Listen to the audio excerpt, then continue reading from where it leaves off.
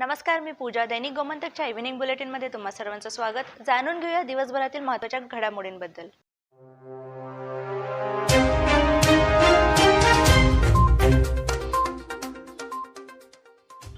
गुन्हे अन्वेषक विभागाच्या क्राईम ब्रँचने काल रात्री उशिरा कारासवाडा मापसा येथे नायजेरियन नागरिक असलेल्या आमेची दोनाटस याला अटक करून त्यांच्याकडून विविध प्रकारचा सुमारे 40 ग्रॅम ड्रग्ज जप्त केला.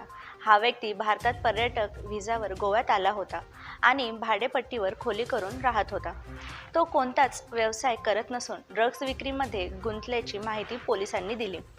बांबोळी येथील महामार्गावर आज सकाळी ट्रक आणि रुग्णवाहिका यांच्यात झालेल्या भीषण अपघातामध्ये रुग्णवाहिकेतील रुग्ण प्रकाश नाईक यांचा मृत्यू झाला. नाईक यांना हृदयविकाराचा झटका आल्याने त्यांना गोमॅको इस्पितळात नेण्यात येत होते. राज्यातील कोरोनाचा प्रादुर्भाव आटोक्यात आणण्यासाठी लसीकरणाची मोहीम राबविण्यात येत आहे. यातच आता मुख्यमंत्री प्रमोद सावंत यांनी दुसऱ्या कोविड लसीकरणाच्या डोसचे जवळपास 72% कव्हरेज पूर्ण झाल्याची माहिती दिली आहे. दयानंद नगर धारबांडोडा येथील संजीवनी साखर कारखान्याला राज्य सरकारने अनुदान स्वरूपात 2.5 कोटी रुपये संमत केले असून त्यातूनच संजीवनी साखर कारखान्याशी संबंधित ऊस उत्पादकांना विशेष अनुदान रूपात ऊसाची थकीत बिले अदा केली जाणार आहेत.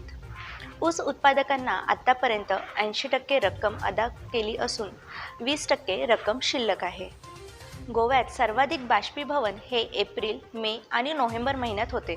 त्यामुळे राज्याच्या अनेक भागात वेगवेगळ्या प्रकारचे ढग निर्माण होऊन त्यानुसार पर्जन्यवृष्टी होते, अशी माहिती भारतीय हवामान खात्याचे संशोधक सौरभ मिश्रा यांनी दिली. तर या होत्या दिवसभरातील महत्त्वाच्या घडामोडी. अशाच ताज्या अपडेट्स जाणून घेण्यासाठी आमच्या दैनिक गोमंतक या वेबसाईटला भेट द्या आणि आमच्या यूट्यूब चॅनलला सबस्क्राईब करायला विसरू नका.